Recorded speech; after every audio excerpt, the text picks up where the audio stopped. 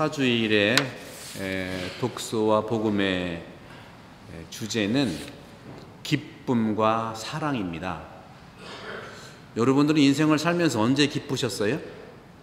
기쁨의 삶이 있을 때가 여러분 언제인가?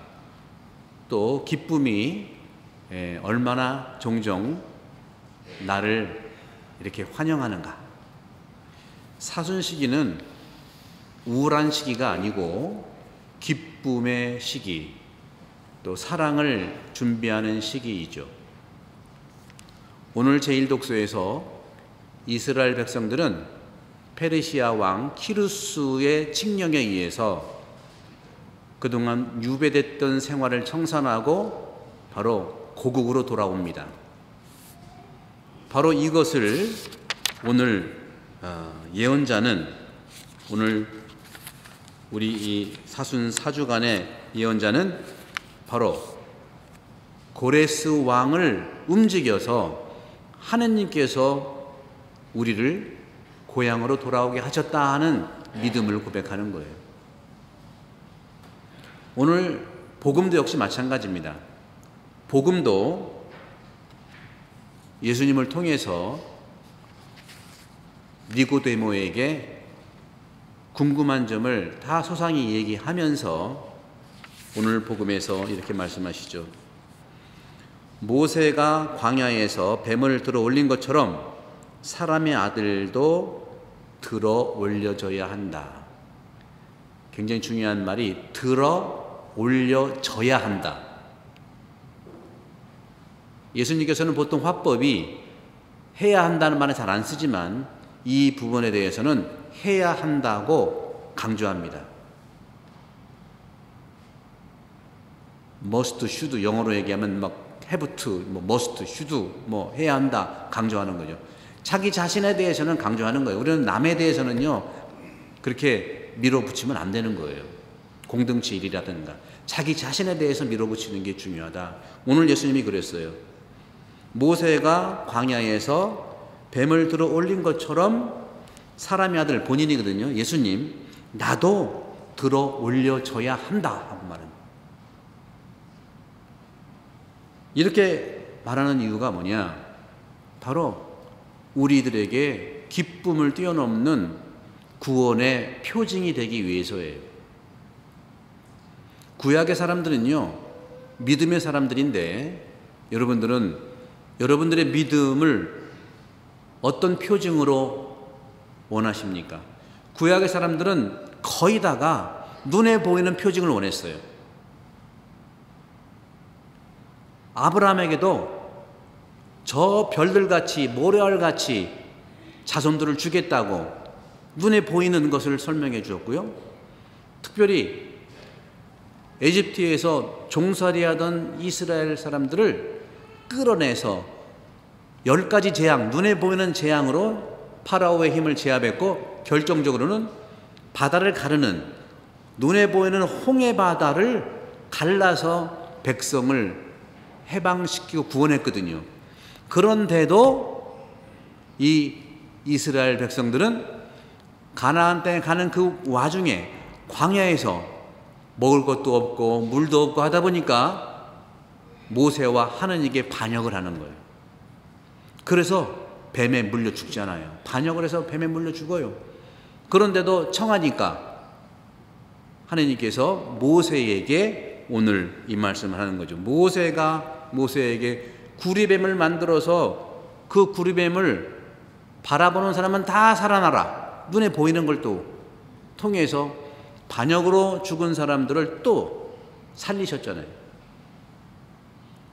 바로 이 부분에서 예수님이 니코데모는 뭐든지 예수님을 예언자로 믿고 하느님으로부터 왔다는 걸 믿어요. 이 니코데모가 오늘 복음 바로 직전에 뭐라고 했냐면 정말 랍비, 스승님 당신은 주님과 함께 선한 그러한 구세주로서 우리에게 다가오셨는데 그 선한 표징이 당신께서 이루시는 표징이 궁금합니다. 표징을 보여주세요 그러는 거예요. 이 니고데모도 구약의 백성이기 때문에 표징이 중요한 거예요. 표징. 오늘날 우리도 많은 우리 그리스도인들이 표징을 원해요. 그런데 이 구약에서는 가나안 땅에 들어가는 그 가운데에서 표징은 전부 다 예언자를 통해서 말씀으로 표징을 보여줬다는 거예요. 말씀. 예언자들의 말씀이 표징이에요. 달리 얘기하면 우리 가정에서 부모님이나 상대방 언제 믿냐 이거예요. 언제 믿느냐. 가장 믿음의 토대는요, 가족이 하는 말씀을 믿을 때 그게 신뢰가 생기는 거죠. 그것이 안 될 수 있으니까 뭐 물건 사주고 눈에 보이는 표징을 통해서 신뢰를 갖게 하는 거예요. 그것이 와전되는 게 뭡니까? 그게 부정 아닙니까? 부정. 자꾸 뭘 갖다 줘. 그러면 자를 믿는 것 같은, 그거 아니라는 거죠. 이미 구약시대 때부터 하느님께서는 결정적으로 구원을 해줄 때는 눈에 보이는 바다를 가르고 재앙을 이루고 만나와 메추라기를 보이는 표징으로 구했지만, 신약의 시대에 와서는 말씀을 믿으라는 거, 이게 표징이라는 거죠. 그 표징 중에 표징이 바로 십자가라는 거. 십자가. 들어 올려져야 된다는 그 말이 십자가인데, 예수님께서는 특히 요한복음에서 많은 경우에 눈에 보이는 표징도 일으켰지만, 가나온인 잔치죠? 네. 이건 들리는 표징인데, 이거 전화가 오는 무슨 표징인데 강론 짧게 하라고 하는 것 같은데, 금방 끊어졌으니까 또 이게 알아차리는 걸 얘기해. 시대 정신을 알아차리는 거죠. 그런데 이번 주 오늘부터 그 성지주일까지는요, 거의 한 2주간을 요한복음만 읽어요. 여러분, 요한복음을 통해서 여러분의 표징을 확인하십시오. 믿음의 표징밖에 우리는 구원에 이를 수가 있다는 거죠. 그 믿음의 표징이 뭐냐? 말씀을 믿는 거예요. 말씀이 표징이에요. 그리고 말씀을 살아간 십자가가 표징이에요. 우리 천주교 신자들은 항상 성부화 하잖아요. 그게 표징이라니까. 그 표징이 뭐냐? 내가 내 주장을 하는 게 아니라 공동체를 위해서 내가 무엇을 할 수 있는가를, 십자가를 짊어지겠다는 표징인 거예요. 이걸 소위 어려운 말로 대속이라고 그래요. 대속. 대속은 뭐예요? 이스라엘이 진 죄를 하느님이 갚아준다는 겁니다. 그래서 오늘 제2독서에서 보게 되면은 바오로 사도가 이렇게 말씀하시죠. 잘못을 저질러 죽었던 우리를 그리스도와 함께 살리셨다. 우리가 죄를 지었지만 그리스도와 함께 그리스도의 삶의 방식을 배웠기 때문에 산다는 거예요. 그 대속은 남이 지은 죄를 내가 갚겠다는 겁니다. 이게 십자가의 핵심이고, 그게 사랑이에요. 사랑의 토대가 되지 않으면 대속을 할 수가 없는 거예요.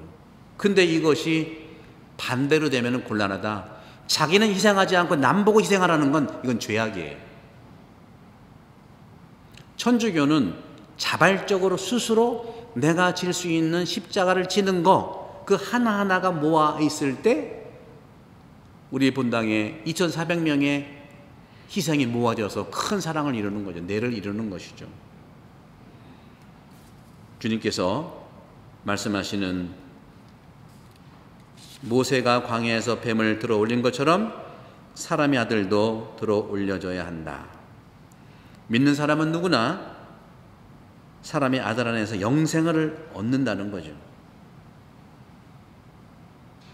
예수 그리스도를 통해서 우리에게 보내주신 그것은 우리를 멸망하게 하려고 하는 것이 아니라 영생을 얻게 하려는 것이고, 세상을 심판하려는 것이 아니라 세상이 이 십자가를 통해서